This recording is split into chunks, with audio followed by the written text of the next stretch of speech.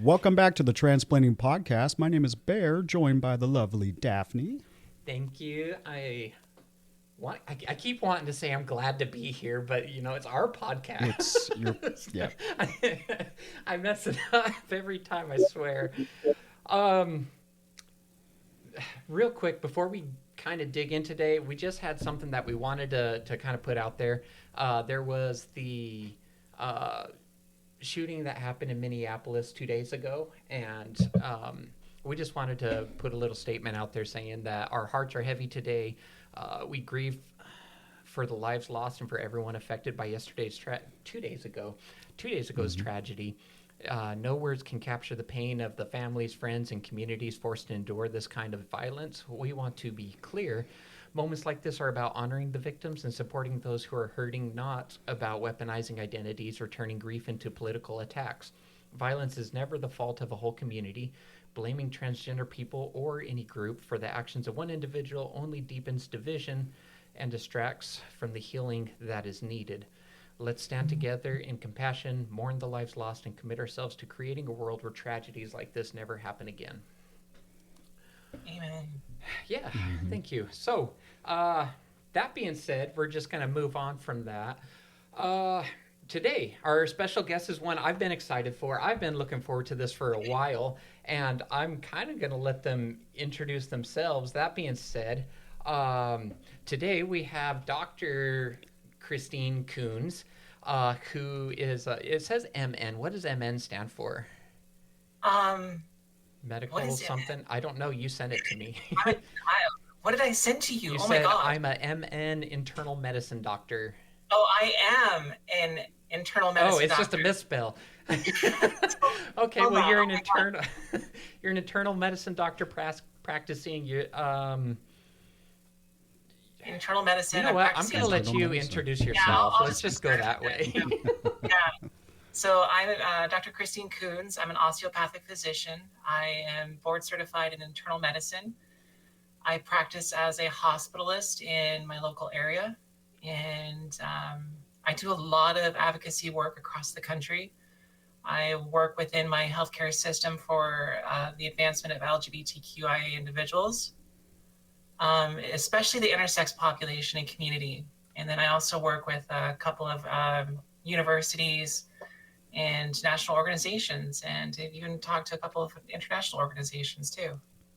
Awesome. And my understanding is that you're one of the leading medical researchers on this in the country. Is that right? Or is that what... That's kind of, I try to be careful with that nomination and title because it's intimidating to me.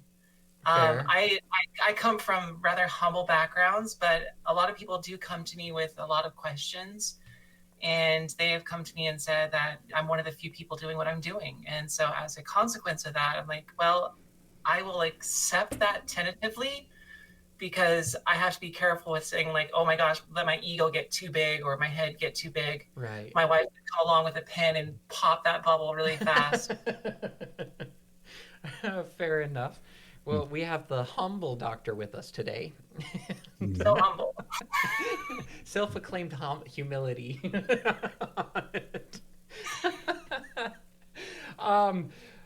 You have all these different backgrounds and expertises that you share in, but you also mentioned that you specialize in I don't know the intersexuality. Would that be the right way to say that? That's one way. The intersex individuals, I really want to make sure that we talk about the individual themselves. They just happen to be intersex. And one of the interesting components of what I'm doing is how do we approach this topic in such a way that engages the individual, but helps them medically in the long run as well. So it's kind of this whole recognition of using terms, language that is accessible to everyone. That's easier said than done. So with all these discussions and focus groups and interactions with physicians and providers, there's a lot of people behind the scenes that are doing a lot of work for these communities. Right. And one of the things I like about it is you were mentioning intersex individual, and that's something that I'm telling people quite often is that for trans people, A lot of people say, "Oh, well, I've met a trans before," and I'm like, "Don't take the humanity away from us. It's a trans person, trans female, trans woman. Don't take the humanity away." So instead of making it intersexuality, making it sound like a sexuality, we're bringing it back to being a person. I like that a lot better. I do too. There's been a long-standing history of a lot of harm in the medical world in approaching LGBTQIA plus individuals. I mean, really, if we look back at like Dr. Money, the 1970s, and even way before that, Right. the hierarchy, the social structures were intended to maintain the boundaries between quote unquote male and female. And we cemented a lot of things in medicine to maintain those hierarchies and structures. And that caused a lot of harm to a lot of different people. And trying to readdress those, reframe those, navigate this course of transitioning from an outdated, incorrect, and harmful model to something that is better and allow it to engage forward so that it evolves. And as we learn more and more and more, is a daunting task. That's fair. um, so real quick, would you mind if we kind of backed up a step and before Sure. digging into the scientific side of it, if we backed up a little bit and just hear a little bit. I can get going and really get going. So, Well, that's yeah. good because I am not an expert in this field by any means. I can put a Band-Aid on. And so what I'd like to do is maybe back up a little bit and just hear some of your story, if that's okay. Yeah, sure. So I grew up in Washington State. I kind of traveled around the country with my parents, moving from different state to different state. Kind of forced, kind of not. It was a lot of things going on in my youth that we were involved with politically and with the medical world. My next older brother, who is actually my half brother, contracted HIV at a very young age from a blood transfusion.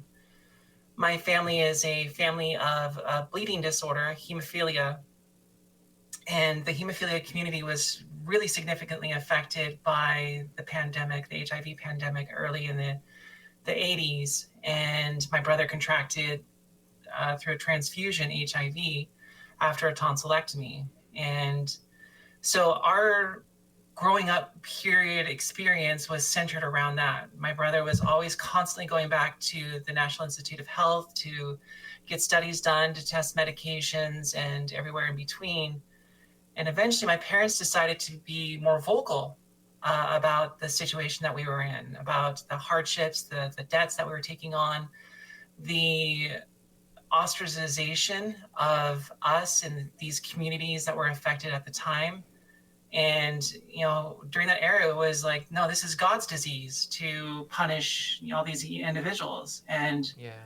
that harmful rhetoric that happened for somebody like my next older brother who, passed away in 1992 as a consequence of this. So my parents opened up, they became very vocal, and we were in newspapers, and we were even on 60 Minutes.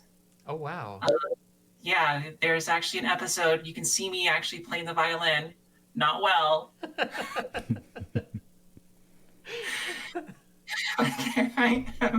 My brothers are there as well, and my brother Michael is there too. And so you can actually look us up, you can actually YouTube us and see my family. And I'm actually very grateful for my parents.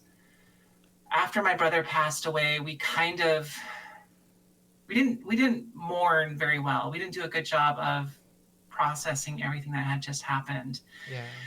And so that's part of the reason why we moved so much, is because of that. Now, in the midst of all that, I'm growing up with gender dysphoria.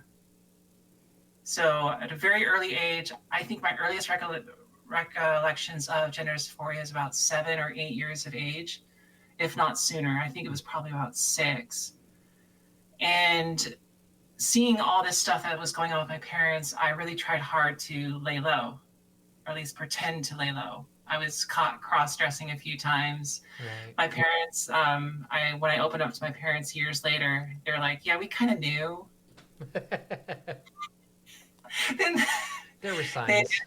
there are signs, and they actually talked to. I do remember this conversation that they talked to a couple of doctors, and they said, "Oh no, this is just a phase. They'll get through this." I do go by she, her, Okay, that's good to and Right. preface. Yeah. it blew my mind. So here I am under the slide, pretending like I'm hiding very well, and then I get caught a few times and get yelled at, um, which only made me want to hide even more, or at least work harder to hide even more. Right. And so I grew up as the good kid. I was always the one that was wanting to achieve, and that was actually my coping mechanism, was to overwork myself, to be very strict and regimented, and that continued on through undergrad. So yeah, growing up with gender dysphoria and my coping mechanism and being the good kid. So I did my best to get like good grades. I started working pretty much at age 14, started driving right away, and went off into college. And I got majored in food science with minors in chemistry and business, with the intent to go off into medical school. So I went straight from undergrad into medical school. From there, I went right off into residency program in Dayton, Ohio. And I loved residency because I worked my butt off. And That's just that something was my, you hear every day. yeah, no, it was hard work. It was insane, but I loved it because I didn't have to think about anything else. It was like 6, 7 days in a row working, get home, crash, take, sleep, then repeat, rinse, lather, repeat. I Right. hated downtimes. I hated vacations. I hated all that stuff because I didn't want to face the reality of me having gender dysphoria. Okay. So what I ended up doing was I moonlighted on the side. So for my second and third year of residency training, I did moonlighting. So not only did I do the residency training, but I would actually work at an urgent care clinic out in Salina, Ohio, some podunk little city, which is cute in of itself. And um, I would do that, come home, crash for about 4 or 5 hours, then get back up and go back to work. And my third year, I was the chief resident.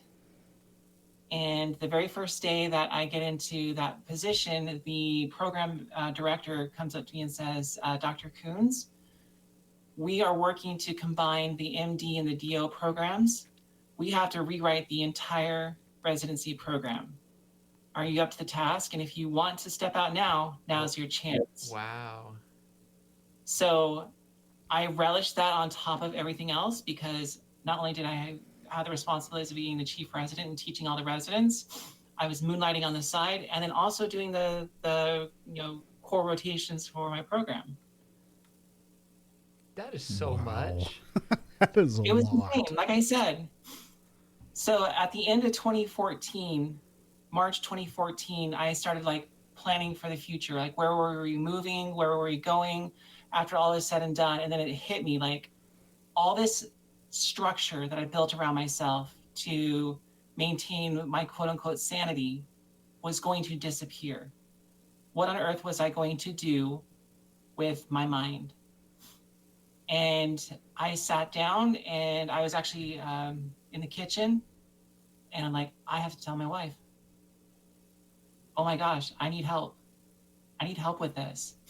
Scariest moment of my entire life was sitting down and telling my wife, I have gender dysphoria. Right. I mean, there's so much unknown. How they're going to react and what are the implications going to be. So I sat down with her in the living room, and I was shaking like a leaf. I was so nervous because you read the stories about everyone, separating, and that was the stories that we kept on hearing in 2014. I'm like, I don't know what's going to happen. Right. She listened. She was patient. And she said the first thing that she regretted doing was going on Google Oh and reading about no. Good Google. it. And I the first thing I really wanted to impress on her is the importance of our relationship. And I think that was one of the things that has kept us going is the communication that we've had back and forth about feelings and our relationship and the things that we're doing together. We've been married since 2003, and we're still married through all the transition process and things like that. And we always thought that we were just kind of the unique couple in the midst of all this until we started talking to more and more people. And there's a ton of them out there. But it's one of those where we tell people that our experience is unique, it's different than other people's, that our experience cannot always relate or transition to other people's as well. Right. So even though we are working through this process, it's not perfect. There have been rough roads in the midst of all this.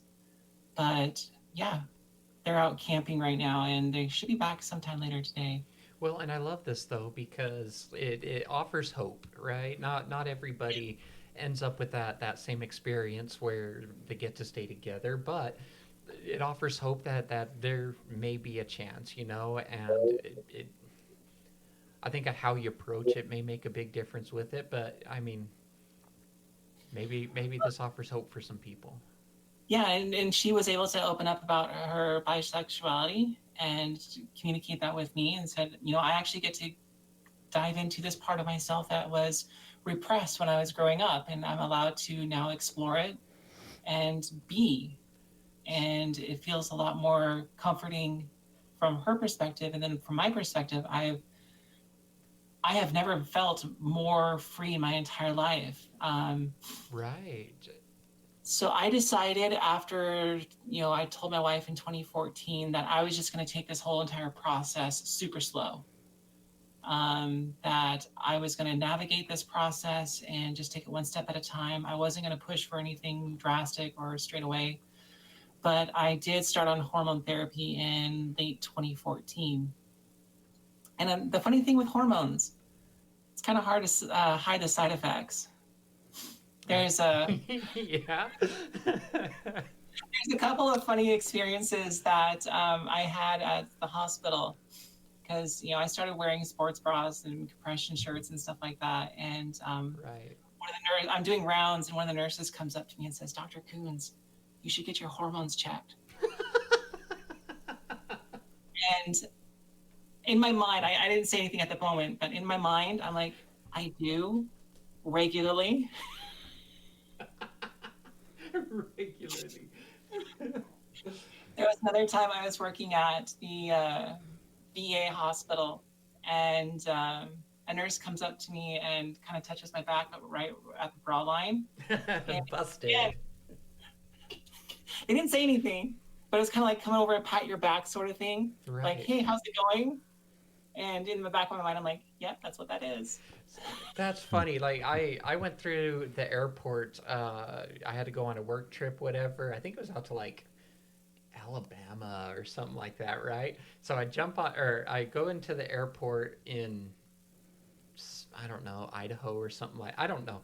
Anyway, the point is I think it was Phoenix. I got into the airplane or got into the airport, and they go have you walk through the scanner and everything. Oh, yeah. And it first calls out, it goes, "Hey, there's a mistake down south." And I'm like, yes, of course there is. Of course there would be a mistake. Like, how affirming is the little detectors at the airport? But then after that, I land, whatever, I do all my work stuff. I go take the flight back, and on the flight back, the machine detector goes off. It says, "Hey, there's a problem up top." And so the guy's like, "Hey, we're going to have to check everything." So you just see this guy. He comes up, he's doing a little pat down, and he gets to that spot in the back, and he feels the bra, and he gives me that, oh.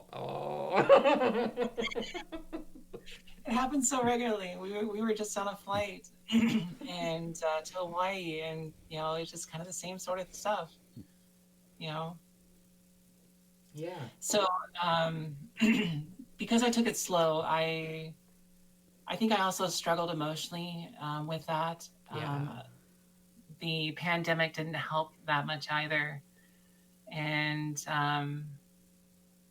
in 2022, I got actually pretty close to taking my life and decided afterwards to fully transition. And it was one of those things for me I woke up the next morning after making that decision of fully transitioning. I walked into the living room and it was just one of those things where I had this moment of epiphany, like listening to the silence. I'm going, where's the noise? Where's the noise in my head that I'm used to hearing constantly Right. about transition, don't transition, you're not supposed to feel this way, you're not supposed to be this way. And allowing myself to be was, it felt incredible. Like all this weight disappeared just from my determination to transition. And so I Can I transitioned.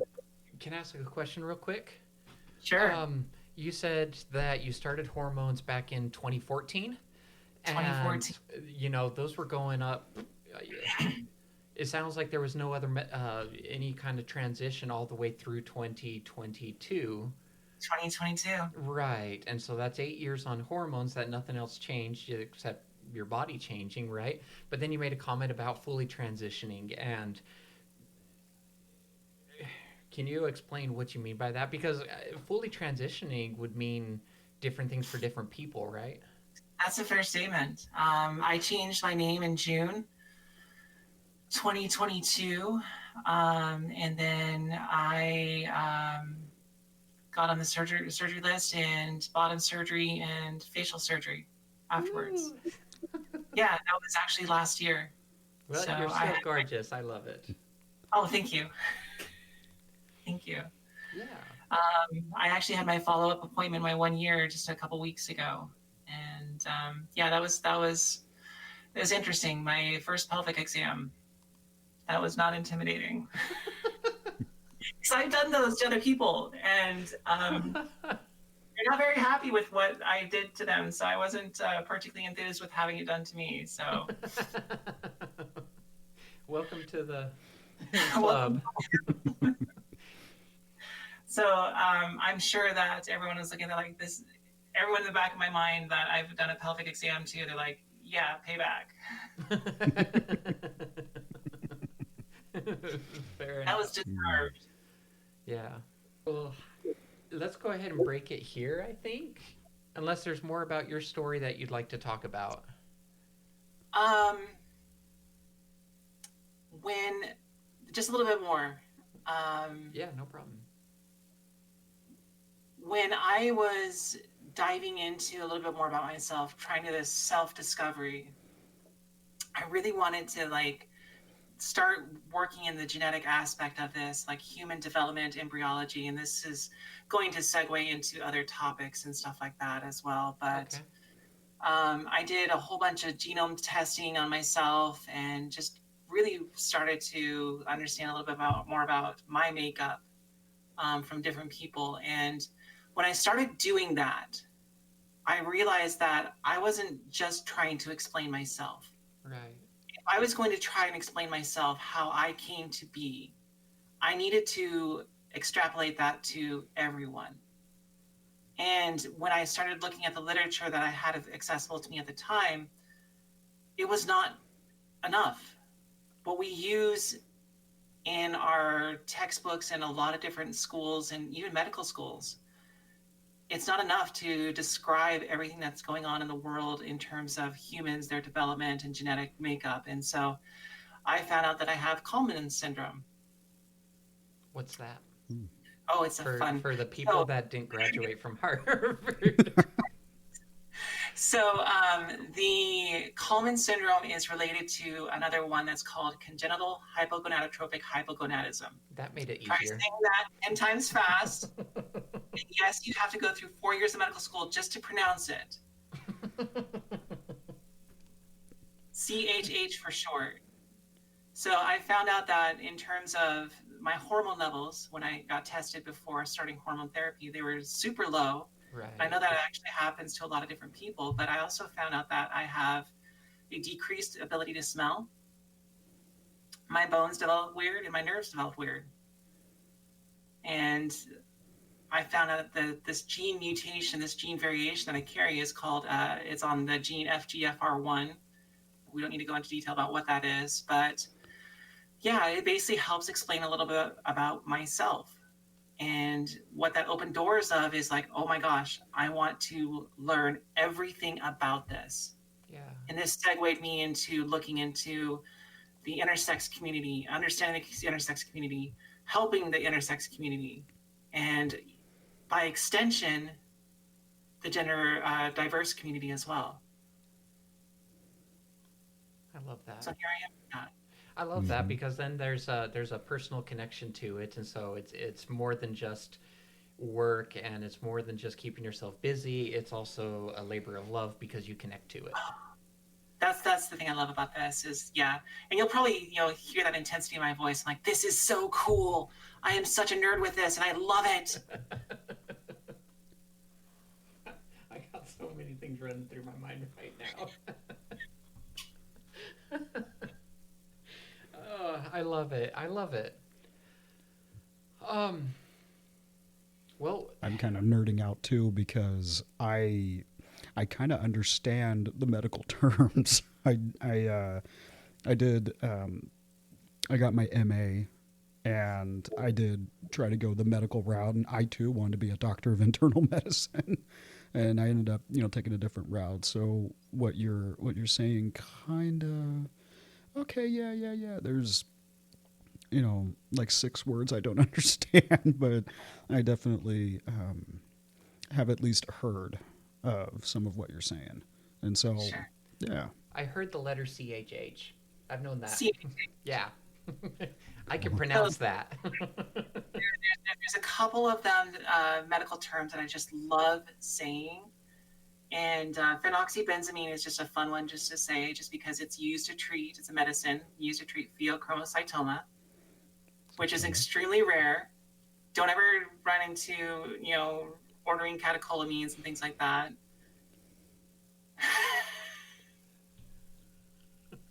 Serration Marisons? Okay, fine. I clearly didn't graduate. Serration Marisons is a type of bacteria, and the reason why I like that one is because Marisons is related to the Marison cherries. What? The cherries that you put on top of ice cream. Yeah. Marison.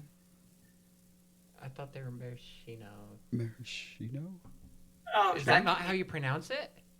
I could just be extrapolating from the Marisons, from the bacteria, and just pronouncing it incorrectly. Maraschino cherries? Yeah. The term is related just because of the color. I didn't know if you were pulling my leg there for a second. No, they're related to each other. Not related in terms of like they're going to infect you through these cherries, but the name is the same. I'm picturing the guy going, I discovered the cherry. Oh my god. Oh no. Now I can imagine everybody's like, I'm gonna double check that. We're gonna Google that shit. Google it. Gosh darn it. Google never lies. That's how I remember it, by the way. So they may not be really related, but no. I love it. Let's go ahead and pause here for a part 1, whatever. We're going to come in for a part 2, and this is where we're going to dig into the science and really get into the fun part where you get to nerd out. And so this is where it's just going to become fun. And the thing is we're going to dig into the science behind both intersex individuals, right? But maybe we'll just say gender identity and all of it.